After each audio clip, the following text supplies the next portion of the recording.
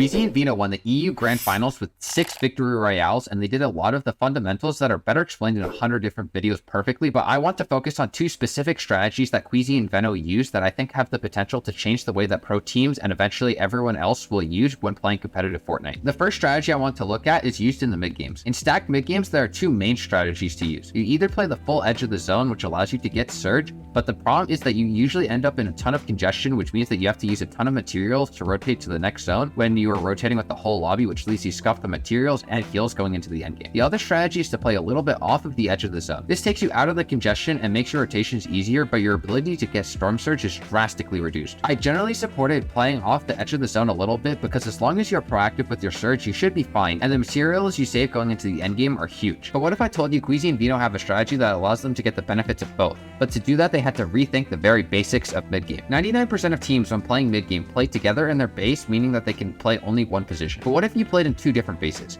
You could then play in 2 different positions at the same time. This is what Queasy and Veno did, and it was their key to their success in mid games. This team would have one player, usually Veno, play on the edge of the zone while the other player, usually Queasy, would play deeper into the zone. This meant that Veno could still get a ton of storm surge damage, and we saw this as Veno did the most damage across all players in the EU Grand Finals, but Queasy can be deeper into the zone, allowing them to make an easy rotation into the future zones. You might be thinking though, wouldn't Veno just have to make a super congested rotate though himself because he is on the edge of the zone? But the answer to that question is no, because what I'm calling the line theory. If we think about how players move around the map in general, good players don't just position or rotate near players who are actively shooting at them. So when we go and look at a normal team who's based in the zone, you can usually see a circle of influence around them where players will generally avoid. By creating this split, Queasy and Veno turn this circle into a line where no teams end up because Queasy and Veno have been constantly pushing these players away from this lane. This means that Veno can make an easy rotation from the edge of the zone and get to Queasy before making the rest of their much easier rotation now that they are off the edge of the zone. This team constantly used this strategy and it allowed them to get a ton of surge while also saving a ton of materials, but let's move on to the end game to see their second strategy. While watching Queasy and Veno play, I constantly wondered why other teams couldn't pressure height as much as Queasy and Veno did, and the answer I found surprised me. In Fortnite, most teams are composed of a fragger, the player who gets all the kills, and the IGL, the player who leads the team through the game. In its purest form, Veno is the fragger of this team and Queasy is the IGL, but giving these two these labels feels disingenuous to their actual roles in the endgame. Although in modern Fortnite it is expected of top fraggers to be able to consistently take over tarping in case the IGL needs to heal, it is incredibly rare to see the main fragger be the main tarper, but that is exactly what Veno does. Throughout the endgame, Veno would constantly tarp the team forward and look to keep himself and Queasy at the front side of the zone. But then, what is Queasy doing at this time if it seems as if Veno is doing all of the leading in the endgame? Well, while Veno is making sure that this team is at the front side of the zone, Queasy's entire focus is on height. He is constantly checking the state that height is in and looking for plays to take the high ground. This unique team structure means that Queasy can put 100% of his focus on the high ground,